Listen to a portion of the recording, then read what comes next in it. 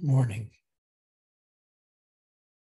It was very sunny and nicely warm Sunday morning here in Phoenix area.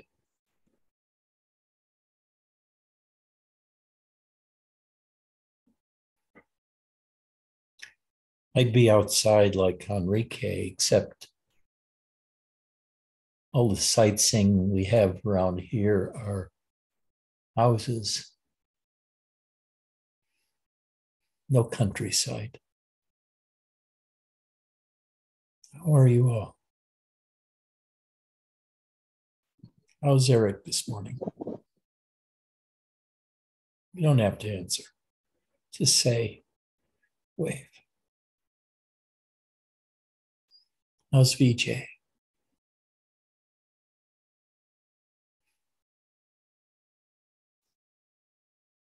How's Eddie?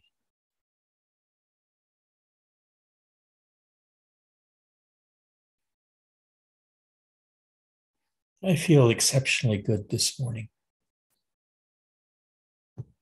exceptionally happy.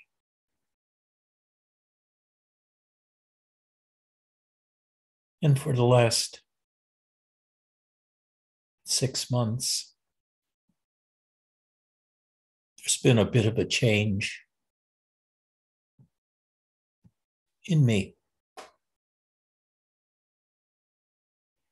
I no longer feel any body tension.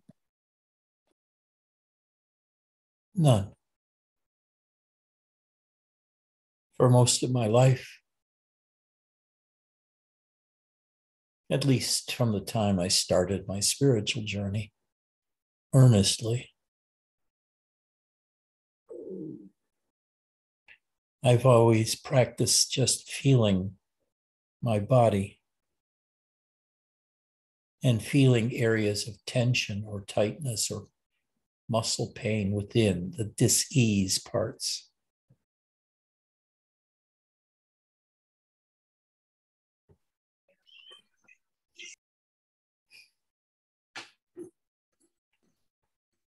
But for the last 6 months, I can't find any. Not the slightest sign or symptom of dis-ease of any sort. Not only is there no body tension in terms of tight areas, you might say blocked areas,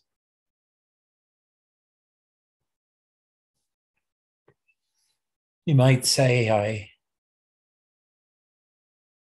feel a slight kind of energy, but it's not like the energy I felt before circulating.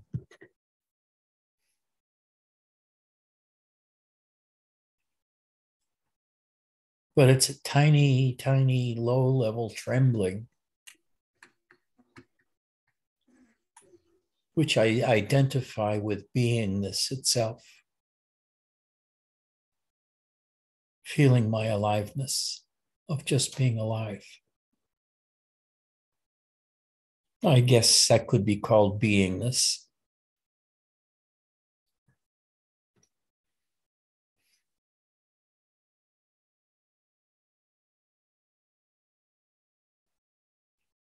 And after 50 years of watching and feeling tension in various parts of my body, it's a very welcome relief.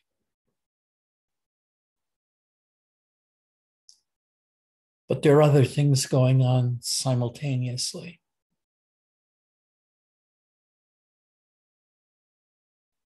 I feel completely relaxed. Not a bit of tension anywhere.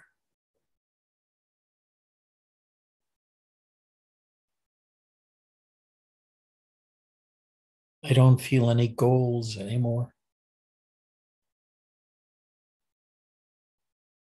I no longer have any kind of to-do list.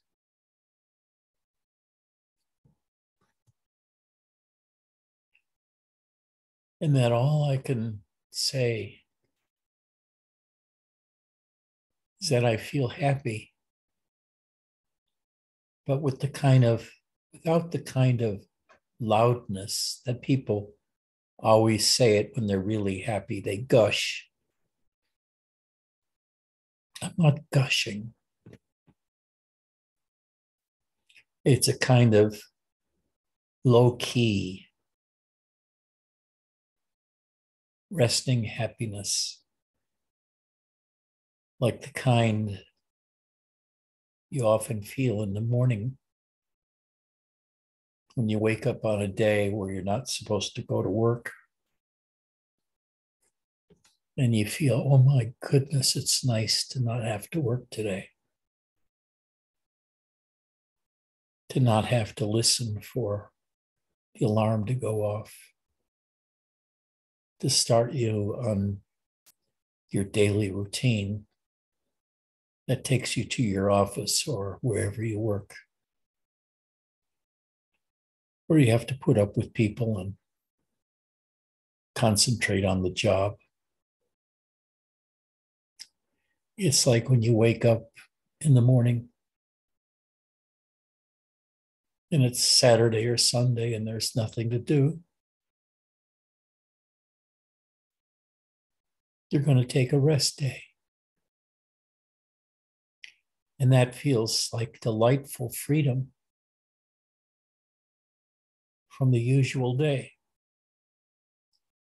Now, I know many of you already feel this way. Freedom. Freedom from a life of work or even feeling the need to act on the kinds of desires you've had in you your entire life. Whatever your desire is. And instead, coming out here to sit in the living room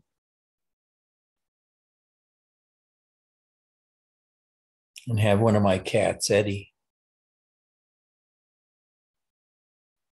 playing with my right foot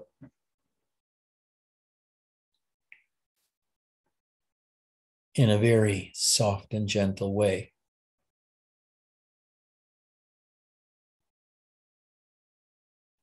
He and I have recently bonded where I can feel as loving towards him as any of the other two cats. It's always been hard because he has a tendency to react with claws at any kind of touching he doesn't like. But now he's relaxed. And I can trust him not to get too aggressive with his claws. So I'm relaxing a little more around him, able to touch him and hug him and kiss his head, then have him lick my hand. Just like Radha does. Radha can lick my hand all day long. She can't stop. It's like she has no stop button.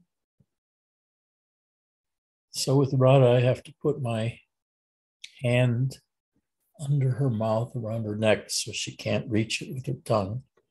And then she doesn't feel the need to try to lick it anymore when it's out of reach.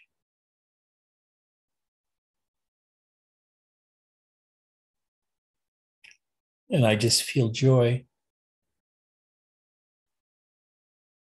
in her presence.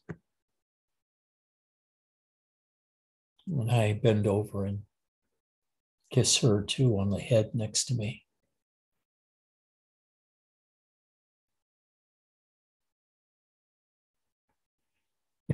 Karima has been recently wanting to get a new kitten or two in our house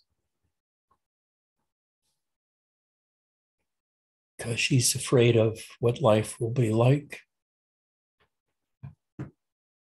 if I'm not around anymore. And she needs somebody to play with. Right now, she's got me and 3 cats. Here's one of them. This is Radha. Hi, Radha. Want to say something to the group? No? You want to be petted, don't you? So this is my happy house with my cat that can hang on and kiss and kiss and kiss and lick. And I can't think of a better thing to do. I look inside of me to find those ambitions and goals I used to have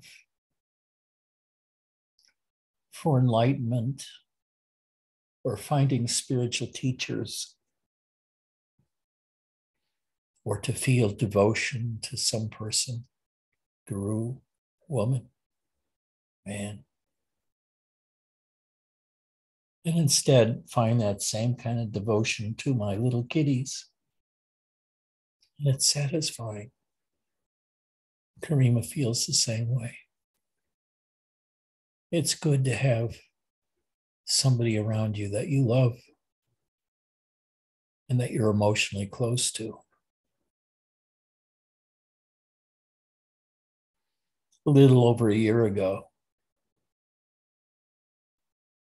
my favorite cat, Kali, died. We were more than close. I could look into her eyes and see her. The pictures we have of our kitties on the wall. I don't know whether the camera's aimed correctly, but there's an enormous close-up portrait of her. And she's also over to the right picture with me. And then the 2 brothers and little Eddie next to them.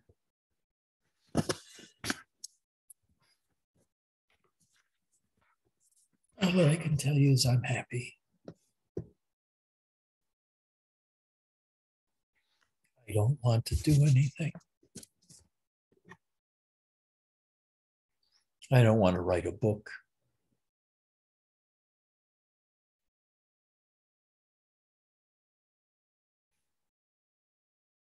I don't want to have a large following.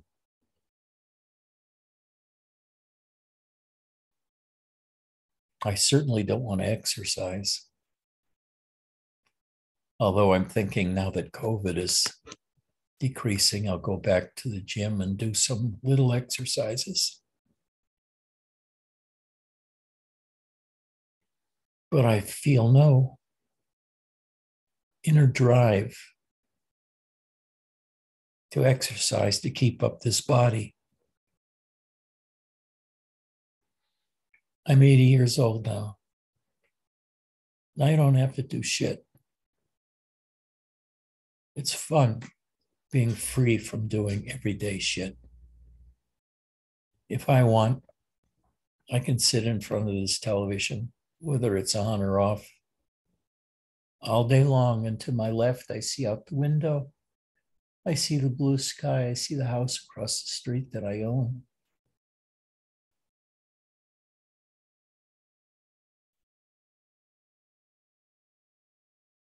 And I'm happy, but in a low-key kind of way. Not that kind of excited ebullience you have when you've won a big contest or you get married for the first time or anything like that. It's just a very low-key, pleasant dwelling in my own self, my own beingness, so to speak. And to feel around inside what that feels like in the various parts of my body, in the entirety of my body. and my beingness. There's just a sense of the life force within that I first became aware of a dozen years ago. Just to be able to rest in yourself, not needing to do anything, not feeling incomplete in any way, not looking for enlightenment or anything else, and having everything that I want and need with me all the time. There's nowhere to go. I know I haven't the slightest interest in traveling because I know wherever I go, I would feel the same way. I would feel this sense of beingness in me. It's the same sense I have wherever I go. And it itself is enough. I don't need anything more. If I get hungry, I can go to the refrigerator or open up a can of something. It doesn't matter. I'm not moved by food. So many spiritual people get caught in the habit of being a foodie, of eating certain kinds of food that give you energy or health or something like that, or being absolutely vegan to the point of being a real pain in the ass. And I had been that way too myself for a long period of time, thinking myself superior because I was vegan. But what bullshit. You know, that's chutzpah. To think you're more special than others because you don't eat meat or you eat a pure diet or you have some rishi somewhere that blesses your food or sends you a magic bracelet that provides some kind of deep relaxation into the hotbed of life. I have all of that now without any special food.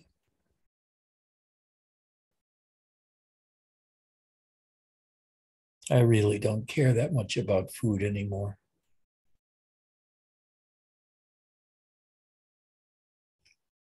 One of my best friends is my microwave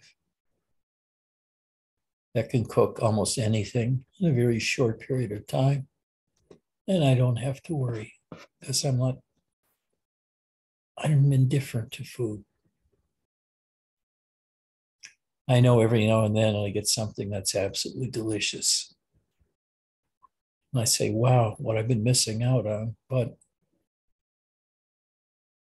I never feel a drive to repeat the experience.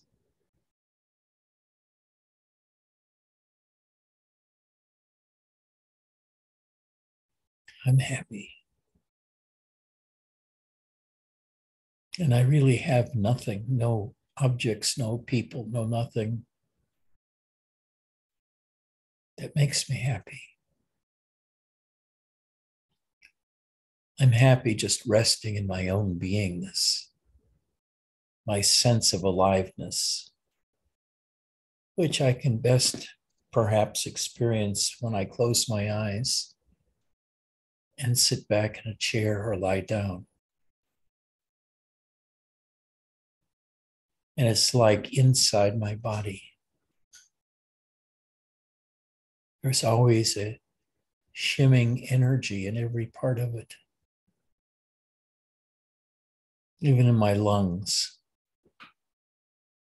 in my intestines, I can feel the quivering there of the life force. Here's little Eddie, who wants to get my attention. See that, Eddie? Little Eddie. And a lot of times, Karima will call, "Stop that, Eddie." I don't know whether she's talking to me or to this cat here.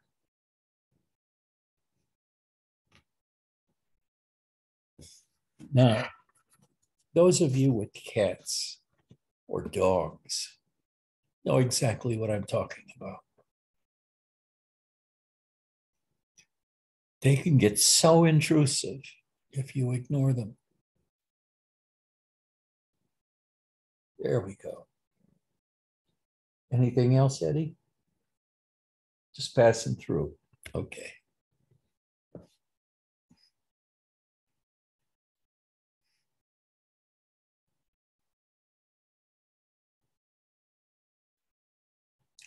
These pictures I see in front of me are too small to see if anybody else has their cats in their lap right now. I would expect Vaselina have one to show right away.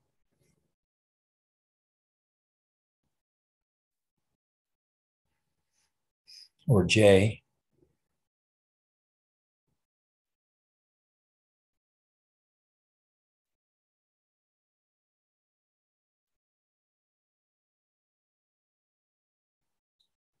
And it's only taken me 80 years to get here.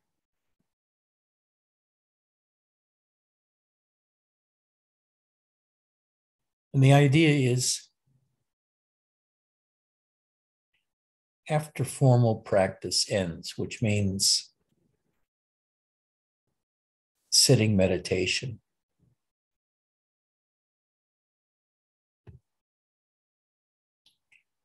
and then just everyday life becomes your practice. And the other part of that practice is to dwell deeply in your body and to see where the disharmony is. And just feel it. If you want, you try to relax it.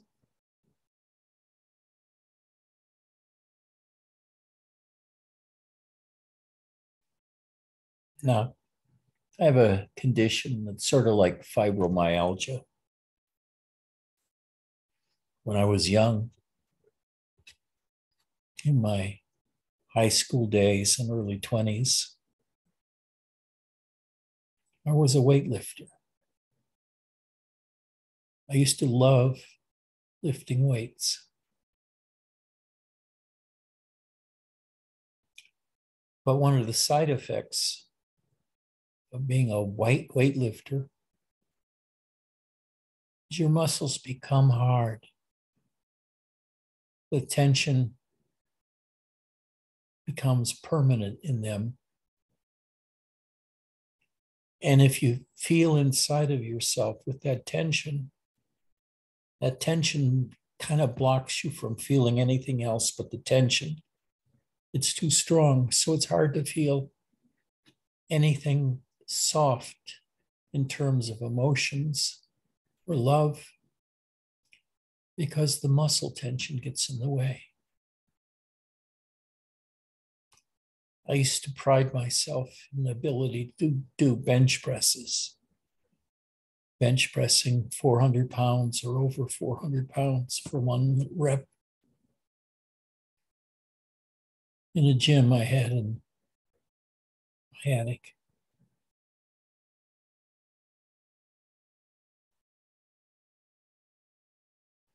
My mother said that the delivery person was a very skinny individual who carried these enormous weights in cardboard boxes from his truck into our house, and he was bent over as he carried them. And I worked on with those weights for years afterwards. And I thought I was hot shit, developing a very muscular body.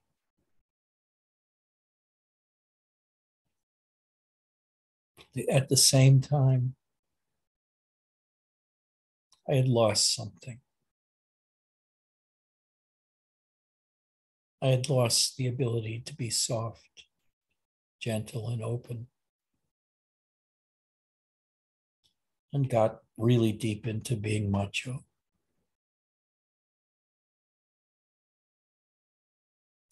But I also remember back then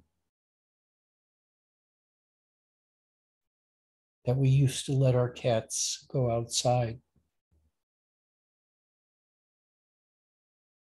and they'd inevitably disappear after 3 or 4 years, never come back, probably hit by a car,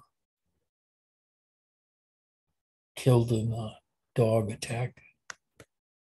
And we never knew what happened. Back then, I had no idea about how dangerous it was for outdoor cats in the city or in the country.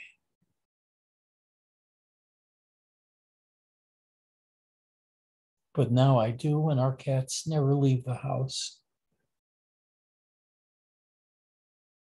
In our last house, they had a large, what we called a catio. It was a screened-in large patio that overlooked a golf course. And often the outdoor animals would come there and get close to the catio at night. The cats would be on the edge of the window, looking downwards at the family of raccoons or other kind of creatures out there, including coyotes. We could see coyotes during the daytime, and our cats would always be in the catio. They loved it there, sort of being outside yet protected from the outside. No, we don't have that so much. We have windows in the patio and back. And there's only a wall that we could see from those windows that separates us from other houses. Certainly not the same. The other difference is this is my house. I own it. I don't have to pay rent. And Eddie just turned on the television set. I just turned it off. The news was on. Eddie, how did you do that? He was laying against the TV control, and he performed his magic of his back touching something that started it. As you can see today, slightly different in my talk. There's nothing theoretical here. I'm just telling you how I feel. I feel relaxed. I can feel unencumbered the entire energy of the beingness in my body, of the sense of my body's being alive, and also the clear awareness that this is all I want or need right now. There's no need to do anything else. I certainly don't need to talk to any of you. I just enjoy it.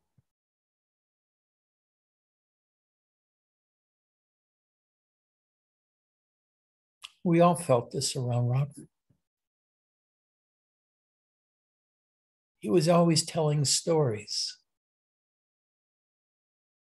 about Ramana or Nisargadatta or about himself. And mostly about how wonderful it was to not be doing anything, to just feel one's own sense of self And by that, it was not something magical and extraordinary. It was feeling one's own sense of beingness. But getting to that point of just being satisfied with feeling one's own beingness, I had to spend a lifetime relaxing. That's why I tell you all, just relax. Be yourself. And by being yourself, I don't mean any mystical thing.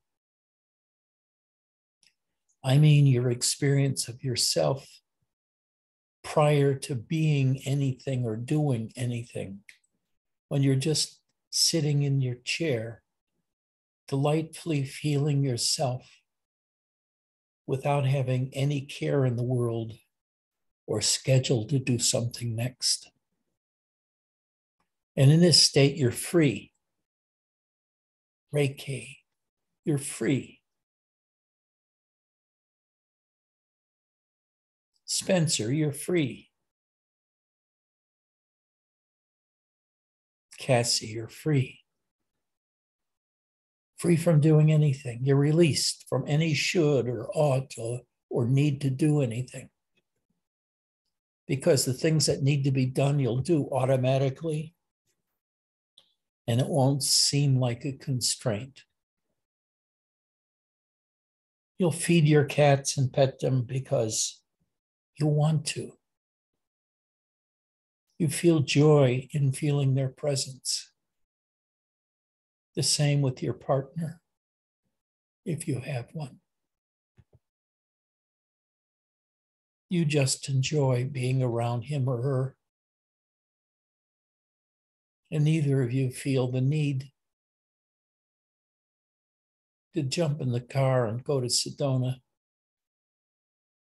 or go to Los Angeles or go downtown in Phoenix to do something or other just for the joy of being elsewhere than from your house. Because I know that wherever I go, I'll feel the same. And even while I'm traveling, I'll feel the same. So what's the point of moving? And gradually, over a period of time, I get more and more still. And embrace just that sense of beingness in myself with the subtlety of the very gentle tension that goes with being alive, but without any hardness anywhere in my body. I'm soft all over, soft and very receptive.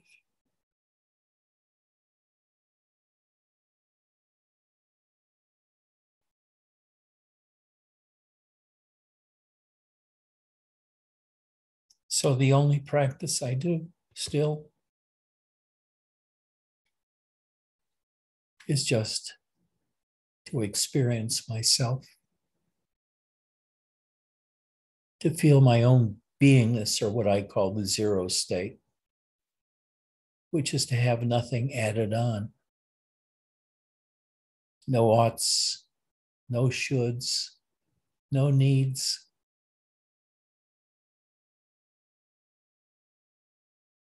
Giving into Karima's desire to have new life forms in the house,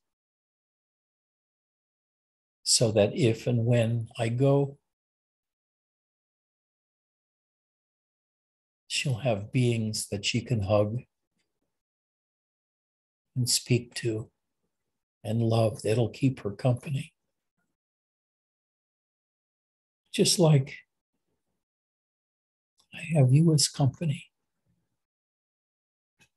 I don't regard you as students really, but as family.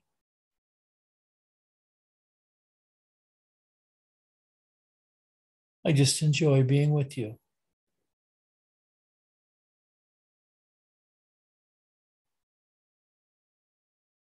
I just enjoy seeing your beard, Mark. Frank, I mean. And Eddie's look with the giant shades in the hoodie of a blanket, traveling in a car somewhere. I could imagine being somewhere in Tibet in a car going from Lhasa to somewhere else. But that would require me to have an imagination working. And it really doesn't. I don't give a fuck.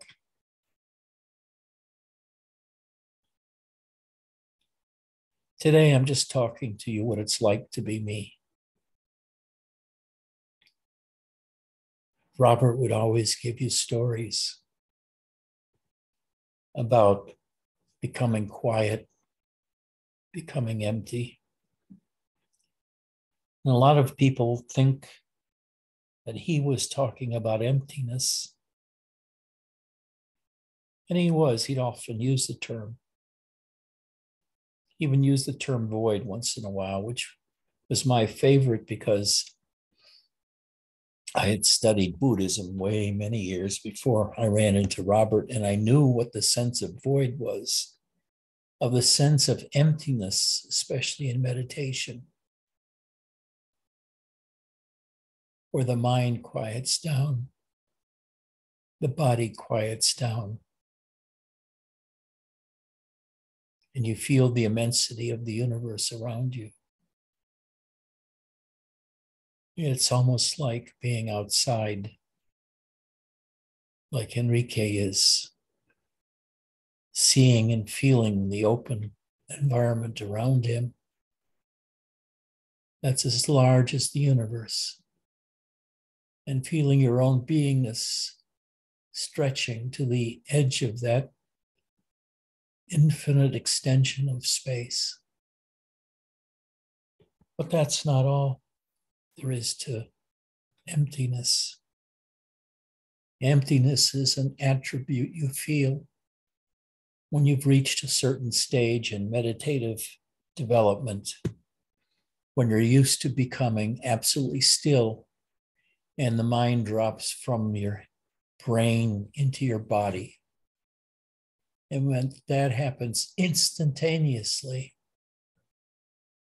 you expand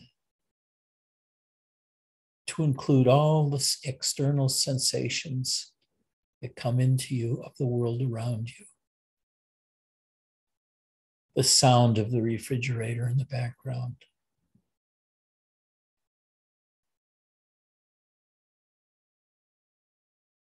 The feeling of my body against the back of the chair, and my legs and calves against the footrest. And I feel around in my body and I can feel everything. I can even feel my head because my eyes are feel a little tension. I know that's the front of my face. And this is something you can often do yourself, is just lying down to see if you can feel all parts of your body, starting with your toes, going into the balls of your feet, into your ankles. And you'll notice that when you do this, those parts begin to tremble from your attention. And you move up to your calves, and maybe you haven't been feeling your calves up to that point, but you can feel them resting against the chair or the bed. And you can do that all through your body till you go to the top of your head. This is an exquisitely good meditation to practice, because eventually you'll be able to feel the energies running around inside your body. And maybe you'll fuck around with those energies for a while and develop them.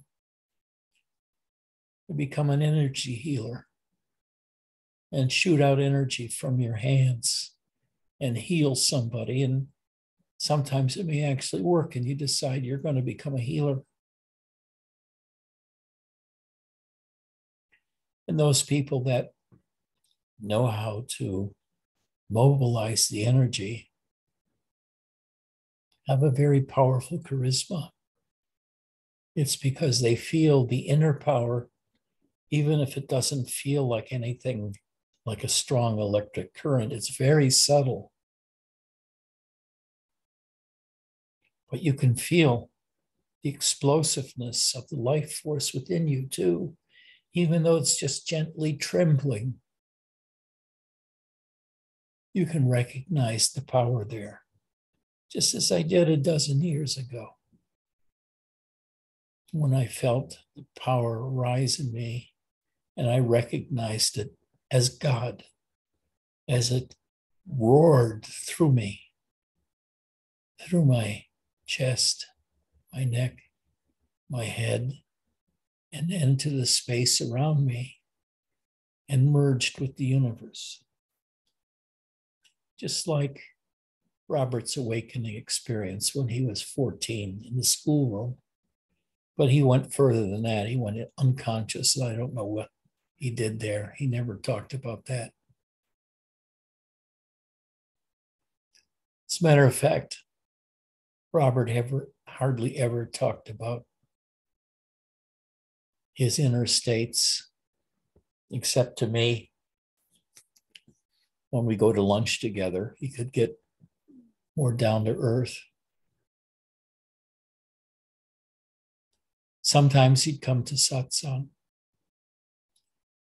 And he always, when he came to satsang, would just sit down for 15 or 20 minutes before satsang started in absolute silence. And then when it was time to start, he'd open his eyes and look around the audience, see who's there and what he felt.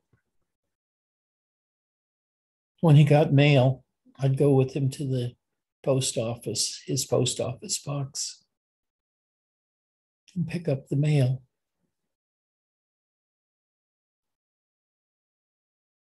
He'd be sitting next to me in the car. And he'd pick up a letter he got from somebody overseas. He'd take the letter in one hand. And he'd take his right hand and he'd just touch very gently across the top of the letter.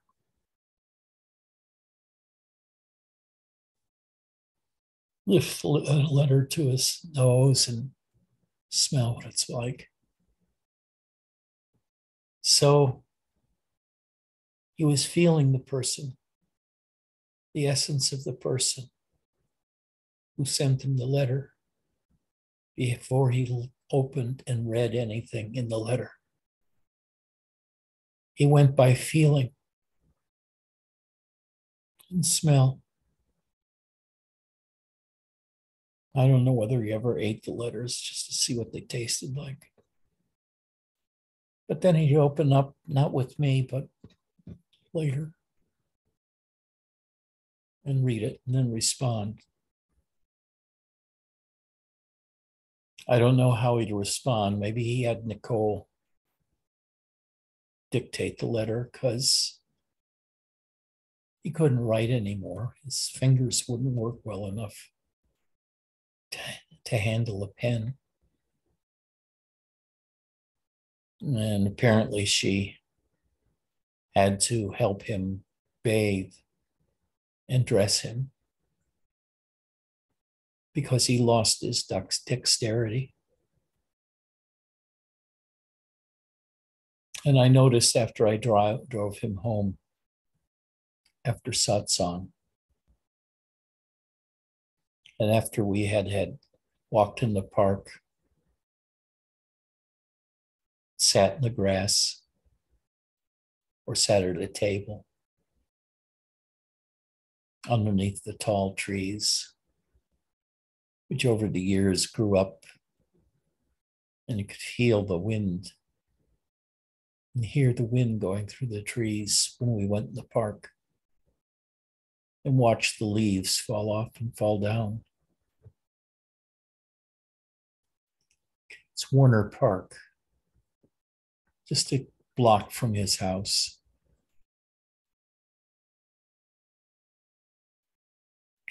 Then after he got home, after we had lunch at Follow Your Heart, and when he was coming back, he'd open the door. And he had great difficulty getting out of the car.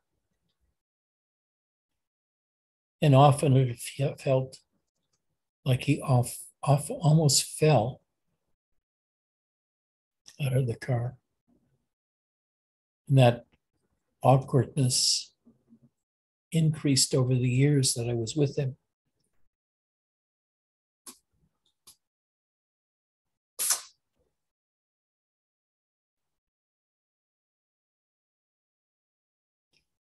But he was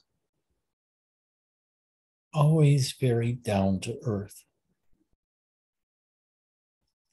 Only his talks were about something other than being down to earth,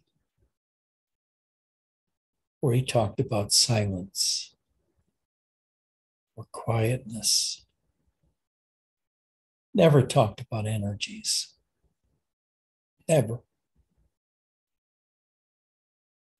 That was something that happened to me because of love, being deeply in love. And I've had a feeling all of these things happened to him many, many, many years before I met him. And then he was dwelling like I do now, mostly in the sense of the totality of his beingness and his life force and how it gently touched others around him, including his dog, Dimitri, or his students.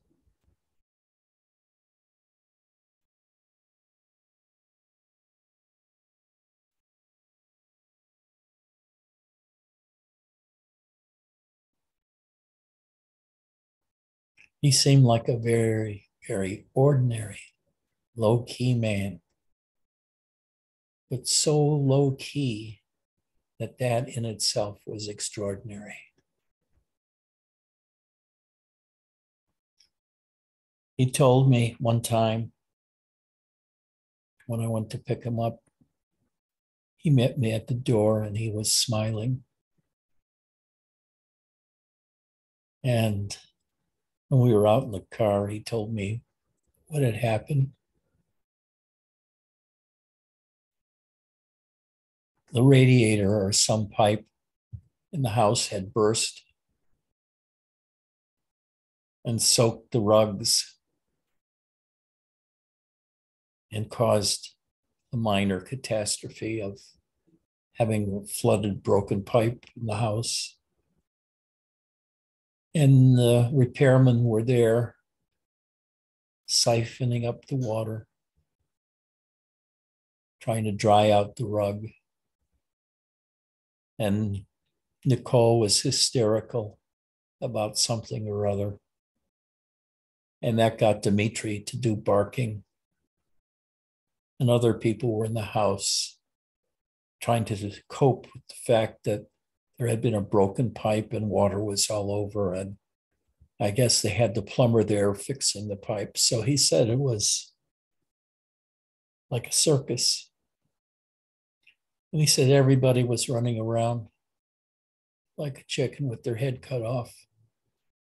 And he could only smile because he thought it was very funny the way they were running around the house like their head was cut off.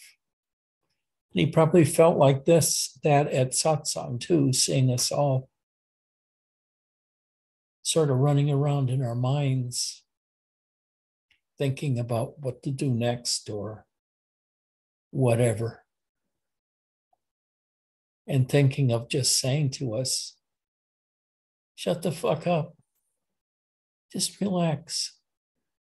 Be yourself. Well, I never knew what myself was back then.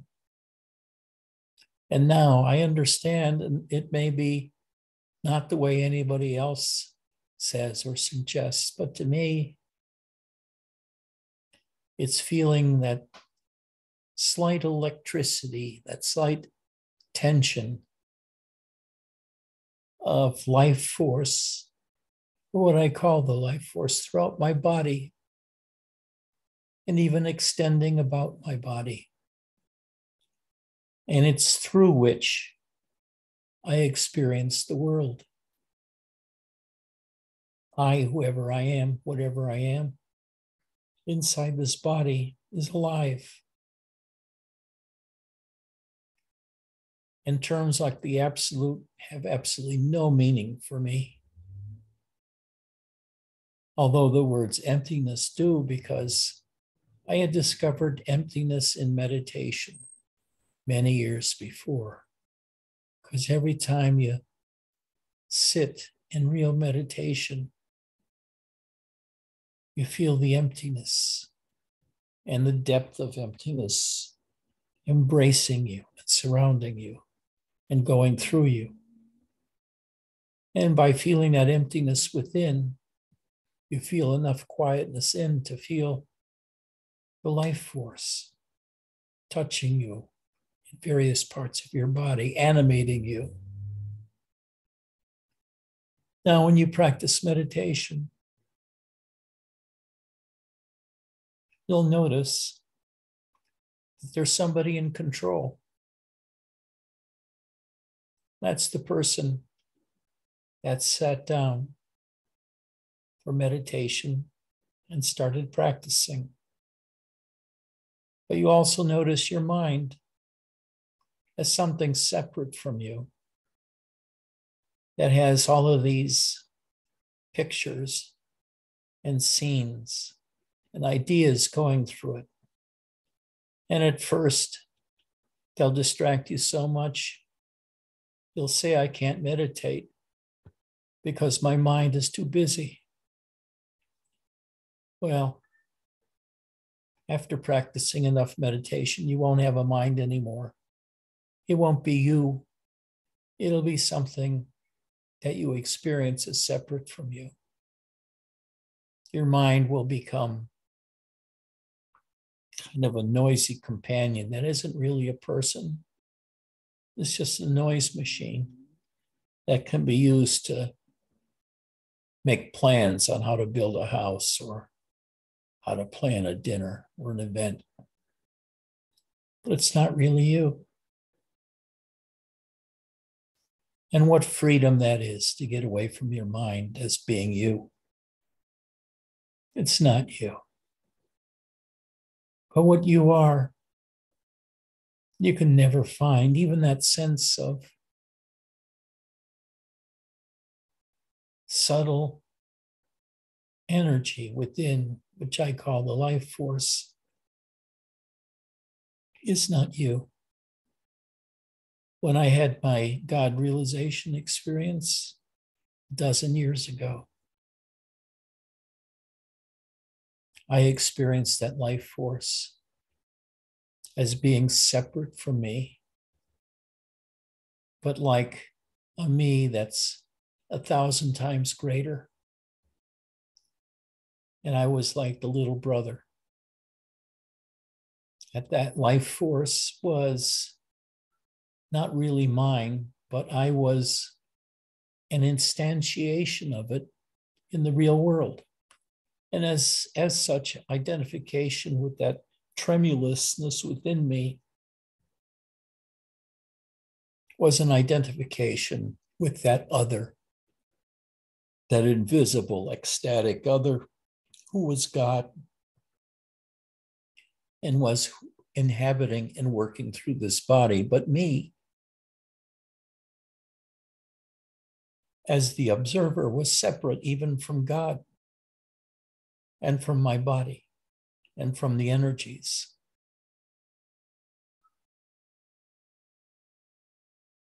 They were like visitors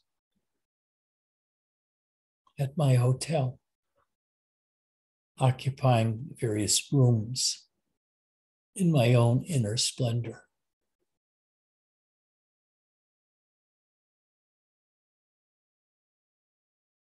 Karima just opened the bedroom door and let a cat out. Who's going to be here begging for temptations, which I have right here. Cats love these. You know, if you have a sick cat that won't eat, give them a temptation, they'll eat it.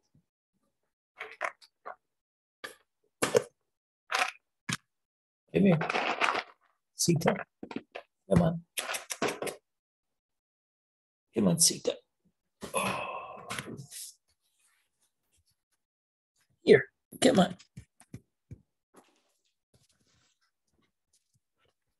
There were about a dozen of them. And she's busy exploring them on the floor. Okay. Now Radha's looking at me and says, "Where's mine?" Thankfully, Eddie's asleep next to me and couldn't care less. Here, Radha. There you go. Eddie, do you want to? Here.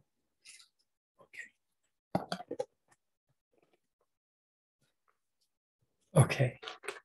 Today, I decided to be this morning different. And I just talked about me, my experiences. I no longer talked to you in the third person, talking about emptiness or God or anything like that. I talked about me as a first person and what I experienced, and all the other things which I experienced as other, like my mind, like the life force, like God. But the life force was very intimate to me, like my big brother, but a spiritual big brother that I always had accompanying me. And in a sense, I shared that same attributes, that same beingness, that same life that I ascribed to God, that tremendous energy and love that I felt as the other in me. Krishnamurti talked about the other too, but that's only among friends. He never talked about it in his public speeches. But I want you to be able to have the ability of the other, to know the other too, to know the feeling of the life force. Now you'll know you're getting close to it when you start feeling the energies moving throughout your body. I spent years feeling it. Energies in my hands running from my shoulders into my hands, becoming balled between the two hands. You could feel it palpably, and the hands getting warm. Then read books on quantum touch or other kinds of books on the movement of energy and the use for healing, about entrainment, where the health of your body and your beingness is radiated to your clients just by being in your presence, and they catch your happiness. Of course, if you're very strung out and high tension, you don't give them much, really.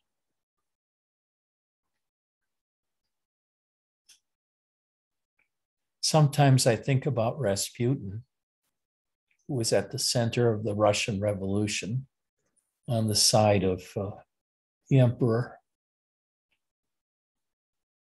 whose family was killed, and he was killed by the revolutionaries, but he exerted incredible emotional control over the emperor and his family by his presence, which was supposedly very massive. And I can imagine what it's like to be around that presence. Now, Robert wasn't like that. He had almost no sense of presence. As a matter of fact, the only thing you could get from him was the lack of presence and his emptiness. He'd just sit quietly in the room and not say much, waiting for you to calm down and just relax along with him.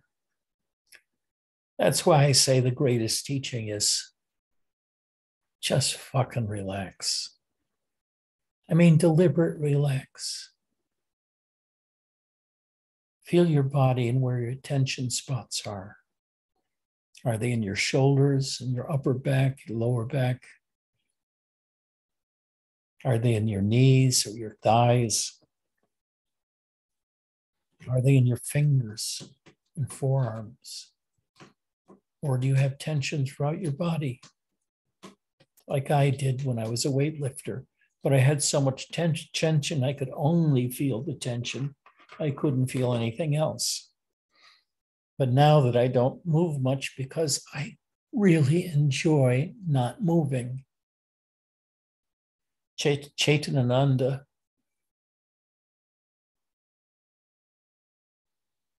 said that so many of the spiritual people, the biggies that he knew in earlier years, like Ken Wilber, really didn't move.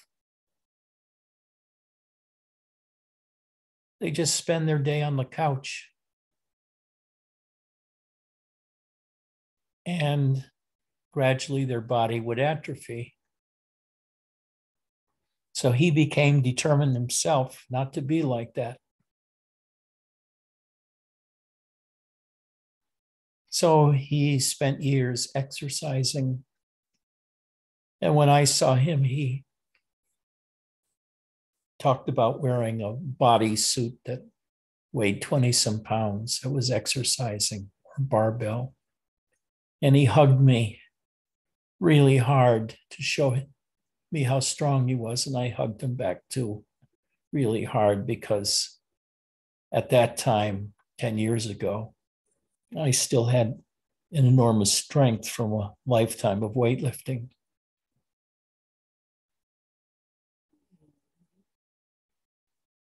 So put down those weights. Put down your running clothes. Put on a set of short shorts and some bedtime sandals, and just go into your backyard and preferably lay in the shade instead of the sun, because the sun's bad for you, it'll kill you.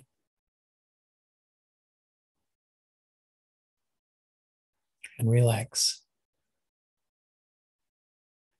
And if you relax enough, you'll find yourself covered with cats who are also relaxing. They'll feel attracted to your quietness, and they know you're not going to go out of your way to pet them or stroke them or play with them. And they'll just relax with you, on top of you or around you. And you'll be happy. Or at least you'll get the foretaste of what the happiness of being and doing nothing is like. Reiki, have you any idea what I'm talking about?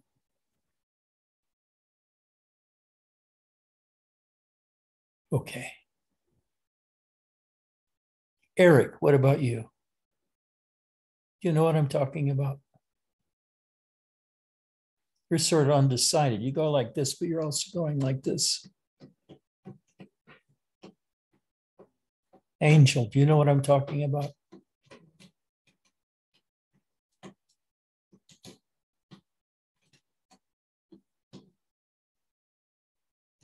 Spencer, you know what I'm talking about?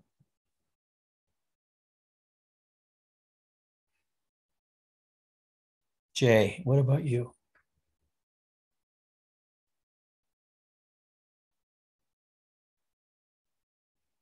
BJ, do you know? Hi, Edgy. Um, I don't know. You take somehow your words, just talking about your cats or your awareness, create a sense of bliss that is extraordinary. I'm in and out of bliss. My little girl is on the bed back there, and I don't know.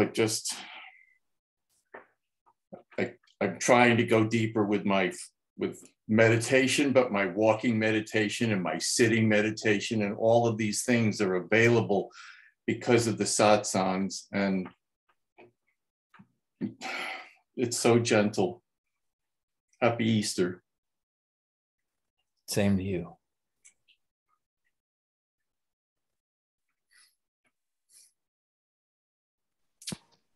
Hi, Edgy. You Yes. asked me a question. Yes. I think what you were trying to tell that I understood was that stay out of the head and relax. And second one could be practiced, but the first one is harder for me. What? I probably I could briefly try to do relaxing, but not the out of head. Looks like it's a big ordeal for me to do that. Okay. And I urge you to practice while you're sitting in a comfortable fashion.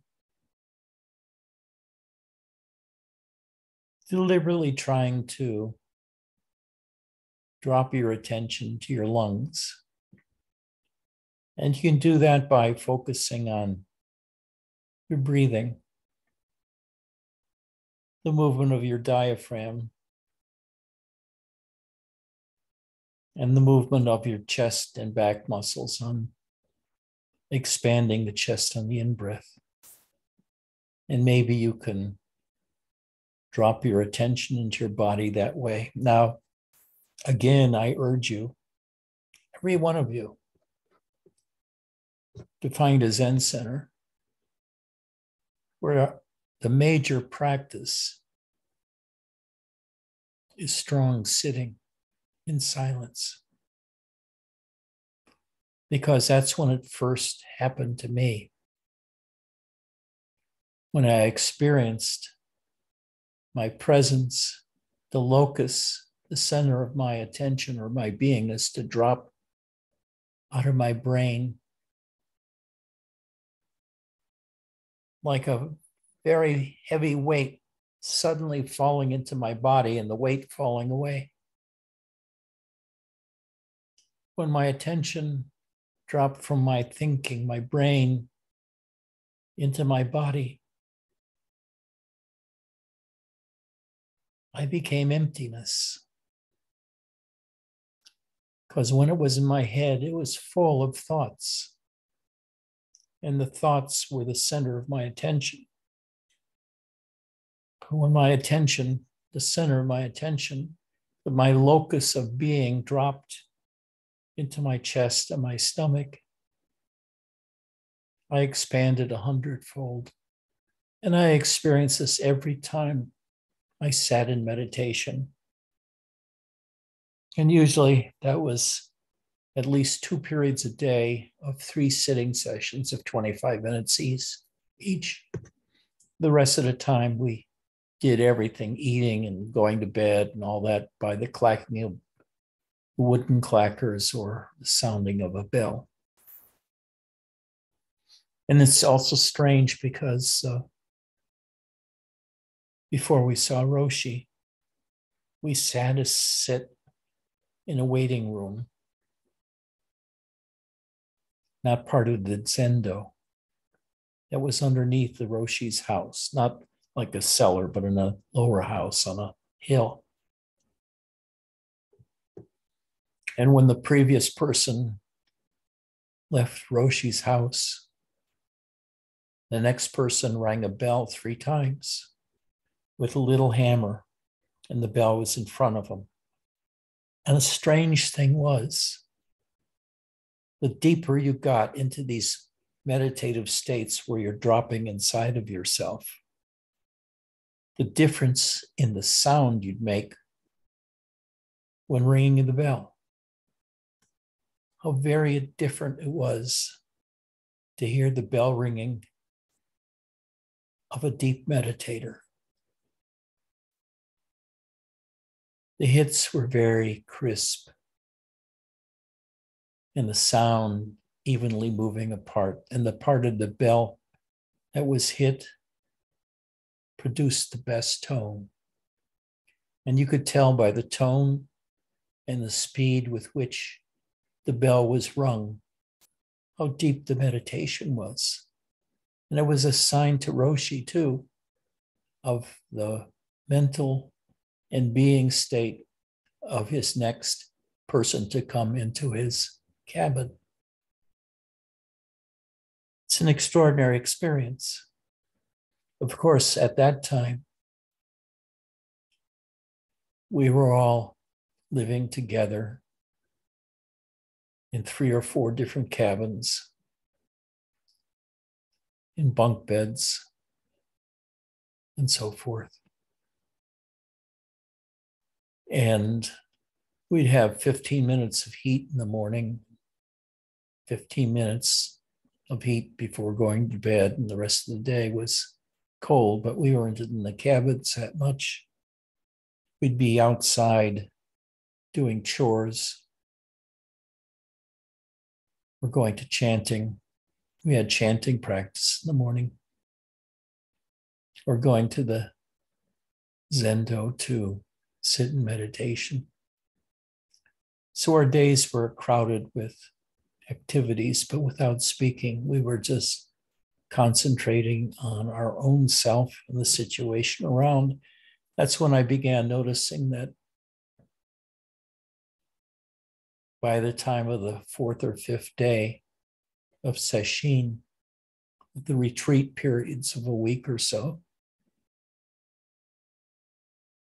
people weren't wearing their shoes anymore when we were doing kinhin outside, even in the snow, even when the temperature was below 0. The inner heat was so comfortable, there was no need for clothes. Nobody walked around naked, but we walked around barefooted and enjoyed the sense of being barefooted in the snow.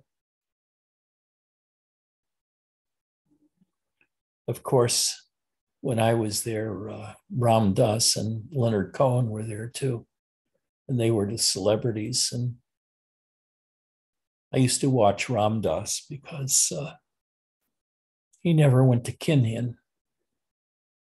As soon as we started going to the outdoor place to do kinhin, he'd disappear. And I've seen him at times laying on a rock in the sun, several yards away from where the Zendo was in Roshi's house. And he didn't bother going back into the Zendo at times.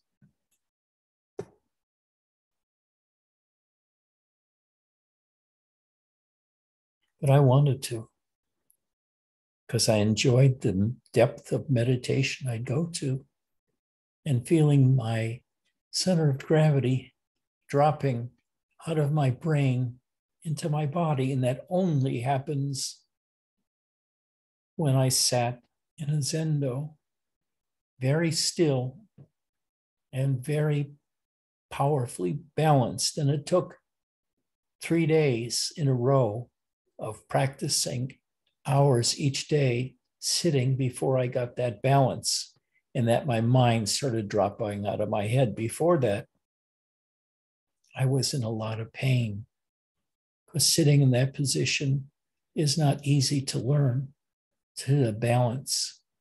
So the first 3 days, almost all the time it took me, I was in a lot of pain and discomfort, and also because of the kind of vegan foods we were eating, and we were at 5,500 feet, I would get gas and filled with gas, which is very uncomfortable. But all of that discomfort would leave once the center of my beingness dropped out of my head into my body. And I would expand a dozenfold or 100-fold. Even back then, though, I didn't know the presence of God as I'd learn it later, many, many, many, many years later. But that's one of the legacies of my time studying Zen, was to learn very, very powerful meditation and what you can learn from it, what you can experience from it. And it's hard to experience that outside of the Zendo. And I don't know any other Zendo. I sat in Philip Kapleau's in Rochester, New York, but it wasn't the same. This is before I went to Mount Baldy. Even then, I didn't get much out of meditation until I went to Mount Baldy and sat in that special situation of quietness with 35 other people in the Zendo, in utter silence. Okay. Maybe I've thrilled you enough or bored you enough to be able to let you go and tell you I love you. I really do. You're my friends. You're my family.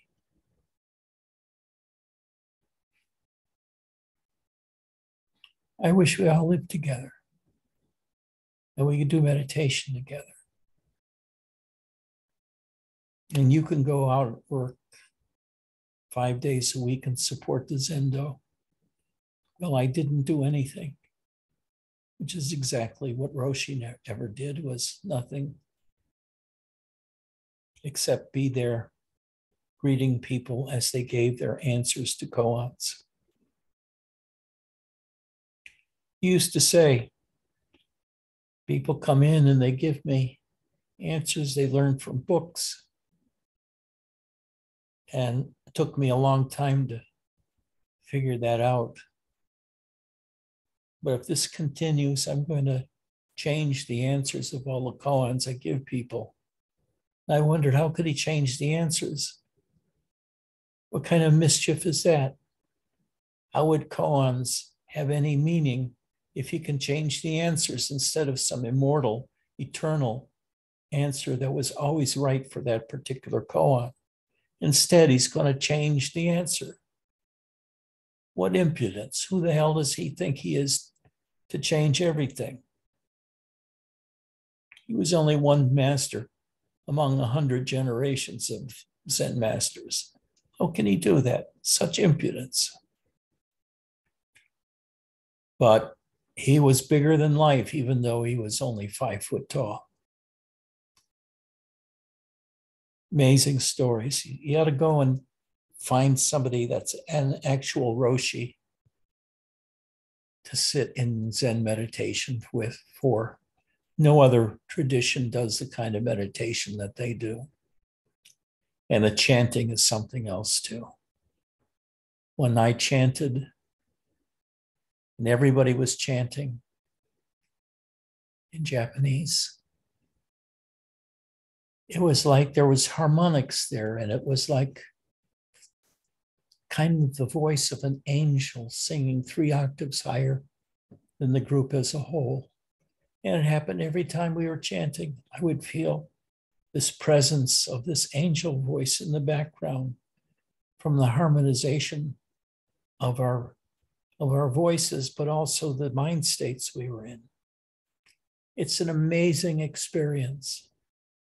I say to all of you, you ought to go to Mount Baldy or someplace like a Mount Retreat where they do Zen, not any other practice. That's where they're going to find out what true meditation is like, if you're ready for it. But if you're not an advanced enough meditator on your own, you probably won't get that experience. So it's good to practice at home or at a center that does any kind of meditation first. I love you all. This is all that I can give you. Receive it like I'm trying to give it to you. Receive the feel of the self. It's not a mysterious thing. It's not something you don't see or feel or something invisible or anything like that. It's your own beingness, the own sense of being alive inside your body, which then goes outside and embraces the entirety of your experience. But I love you. I love you so very much. Take care of yourself. I'm going to turn this over now to, let's see who the computer allows me to turn it over to.